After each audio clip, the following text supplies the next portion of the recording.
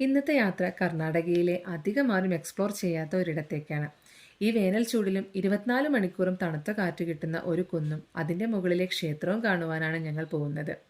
കർണാടകയിലെ ചാമരാജനഗർ ജില്ലയിലെ തൃക്കണാമ്പിക്കടുത്തുള്ള ശ്രീ ഹുലിഗിന മുരടി വെങ്കിട്ടരമണ സ്വാമി ക്ഷേത്രം കാണാൻ താല്പര്യമുള്ളവർക്ക് വഴി പറഞ്ഞു തരാം.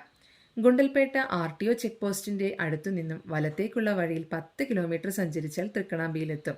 യാത്രയിൽ കാളവണ്ടികളും പരന്നു കിടക്കുന്ന കൃഷിസ്ഥലങ്ങളും റോഡിന് ഇരുവശങ്ങളിലുമായി നിൽക്കുന്ന ആൽമുത്തശ്ശന്മാരെയും കാണാം. തൃക്കണാമ്പിയിൽ നിന്നും വലത്തേക്ക് തിരിഞ്ഞ് മുന്നോട്ട് സഞ്ചരിക്കുമ്പോൾ വഴി രണ്ടായി തിരിയും.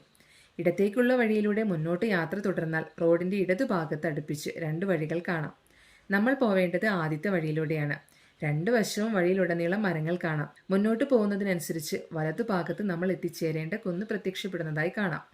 ഇനി താഴ്വാരത്ത് നിന്നും വളവുകളും തിരിവുകളുമുള്ള വഴി മുകളിലേക്ക് പോകുന്നത് ക്ഷേത്രത്തിലേക്കാണ്. അങ്ങനെ ഞങ്ങൾ ക്ഷേത്രത്തിലെത്തി. പറഞ്ഞതുപോലെ തന്നെ നല്ല കാറ്റുണ്ട്. ക്ഷേത്രത്തിന് ചുറ്റും കരിങ്കല്ല് പാകിയിട്ടുണ്ട്. ക്ഷേത്രത്തിന് ഒരു പ്രധാന കവാടവും പുറകിലായി കുളത്തിലേക്ക് ഇറങ്ങുന്നിടത്ത് മറ്റൊരു കവാടവും ഉണ്ട്. അവിടെ നിന്നും ചുറ്റിലും നോക്കിയാൽ കാണുന്ന കാഴ്ചകൾ മനോഹരമാണ്. കല്ലിലാണ് ക്ഷേത്രം നിർമ്മിച്ചിരിക്കുന്നത്. കല്ലിൽ കൊത്തിയ വിവിധ ചിത്രങ്ങൾ ക്ഷേത്രത്തിൽ നമുക്ക് കാണാൻ കഴിയും. ക്ഷേത്രത്തിന്റെ പുറകിലേക്ക് നടന്നാൽ കൽപ്പടവുകൾ കാണാം. അതിനോട് ചേർന്ന് ഒരു ആൽമരവുമുണ്ട്. കൽപ്പടവിറങ്ങി മുന്നോട്ട് നീങ്ങുമ്പോൾ ഇടതുഭാഗത്തായി വെള്ളം കെട്ടി നിൽക്കുന്ന ചെറിയൊരു കുളവുമുണ്ട്. പിന്നെയും ഞങ്ങൾ മുന്നോട്ട് നടന്നു.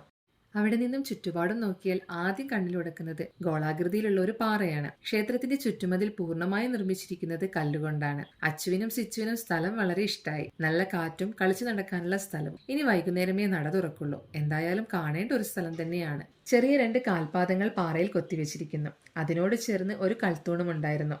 അവിടെ വളകളും മാലകളും നേർച്ചയായി കെട്ടിത്തൂക്കിയിട്ടുണ്ട്. അല്പം കൂടി നടന്നപ്പോൾ അവിടെ ഒരു കൽമണ്ഡപം കണ്ടു.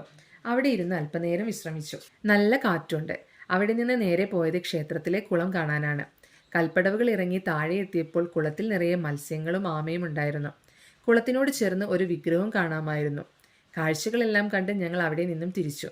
പുതിയ വിശേഷങ്ങളുമായി അടുത്ത വീഡിയോയിൽ കാണാം. ബായ്.